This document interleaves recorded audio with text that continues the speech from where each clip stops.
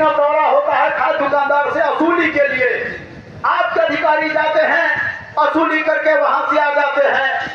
इसीलिए निश्चित तौर पर ये किसानों का पहलकदमी खाद की कालाबाजारी के खिलाफ शानदार पहलकदमी है। किसान को बचाने की पहलकदमी है, किसानों को बचाने की पहलकदमी है, खेत बचाने की पहलकदमी है, फसल बचाने की पहलकदमी है। और इस पहलकदमी का हम स्वागत करते हैं। इस पहलकदमी का हम शानदार रूप से सफल होने का कामना करते हैं। और ये आपको चेतावनी देते हैं कि आज के किसानों के इस पहलकदमी का कल से असर दिखना चाहिए। अगर कल से असर नहीं दिख रहा है, सही कीमत पर खाद उपलब्ध नहीं हो रहा है, नकली बीज बेचने वालों पर कार्रवाई नहीं होती है, नकली खाद बेचने वालों पर कार्रवाई नहीं होती है, तो आप तैयार रहिएगा। जब किसान के क्षेत्र में पकड़ा जाइएगा तो आपका निश्चित तौर पर इलाज होगा, फिर आपको कोई बचा नहीं सकता है। इन्हीं चेतावनी के साथ एक बार फिर से आज के धरना में जुटे किसानों को इनकलाब इस्तकबाल करते हुए, लाल सलाम करते हुए अपनी बात समाप्त करना चाहते हैं। इनकलाब जिंदाबाद, किसान एकता जिंदाबाद, अन्नदाता एकता जिंदाबाद। इसीलिए कि पूरे जिले से कई प्रखंडों से मुझे फोन आता था कि यूरिया कहीं 350 रुपये बोरा मिल रहा है, कहीं 400 रुपये बोरा मिल रहा है। किसान परेशान है। खाद का दुकानदार खाद स्टॉक किए हुए है और खाद नहीं मिल रहा है।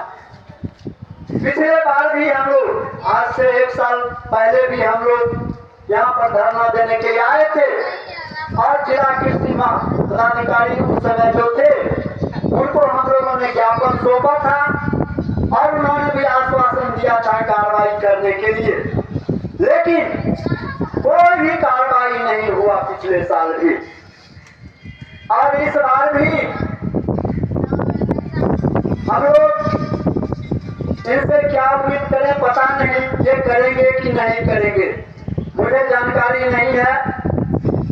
बिहार सरकार और भारत सरकार तो बड़े बड़े दावा कर रही है कि हम खाद उत्पादन बढ़ा दिए, कृषि उत्पादन बढ़ा दिए, लेकिन खाद की जो उपलब्धता है, बीज की जो उपलब्धता है, गुणवत्ता है और कीटाणुनाशक की जो गुणवत्ता है, समस्तीपुर जिला जो कृषि प्रधान जिला है उसमें बहुत ही खराब है। और यूरिया अभी जो धान में सभी किसानों को जरूरत है, जो धान की खेती करते हैं वह काफी परेशान है, वर्षा से परेशान है। पहले से ही पानी चला करके, बोरिंग चला करके धान रोपे हैं और उसके बाद यूरिया के लिए हाहाकार जो मचा हुआ है, जिसके चलते 300 से 350 से 400 रुपये बोरा मिल रहा है, जबकि सरकार ने निर्धारित किया 266 रुपये प्रति बोरा। डीएपी को सरकार ने निर्धारित किया 1300 रुपये प्रति बोरा और डीएपी 1800 रुपये कुंटल मिल रहा है। यूरिया 450 350 से 450 रुपये तक चला गया है। कौन इसकी जिम्मेवारी लेगा? बिहार का मुख्यमंत्री नीतीश कुमार या केंद्र का प्रधानमंत्री ये नरेंद्र मोदी, जिसने वादा किया था कि हम किसानों की आय को दुगुनी कर देंगे 2022 तक। 2022 के बाद 25 बीत गया। आज किसानों के बीच फसल का कोई उचित मूल्य नहीं है। हम लोग पिछले दिनों ताजपुर में 2-3 महीना पहले घूम गए थे, वहां मीटिंग कर रहे थे तो हमारे किसान ब्रह्मदेव प्रसाद सिंह उनके खेत ले गए, अपने खेत टमाटर के खेत में, और उनका टमाटर पूरा 10 टन खेत में टमाटर पड़ा हुआ था और कोई खरीदार नहीं था। 2 रुपए किलो मोतीपुर मंडी में बिक रहा था, तोड़ने के बाद भी उसका मजदूरी नहीं मिलता। पत्रकार को बुलाए, फोटो खिंचाया, अखबार में आया, 10 टन किसानों ने टमाटर को एनएच पर फेंक दिया। पूरे बिहार में न्यूज बना और कृषि मंत्री बिहार का बयान दिया कि हम कोई व्यवस्था करेंगे टमाटर खरीदने के लिए। समस्तीपुर का किसान टमाटर फेंका और कृषि मंत्री तुरंत आ गया बयान देने के लिए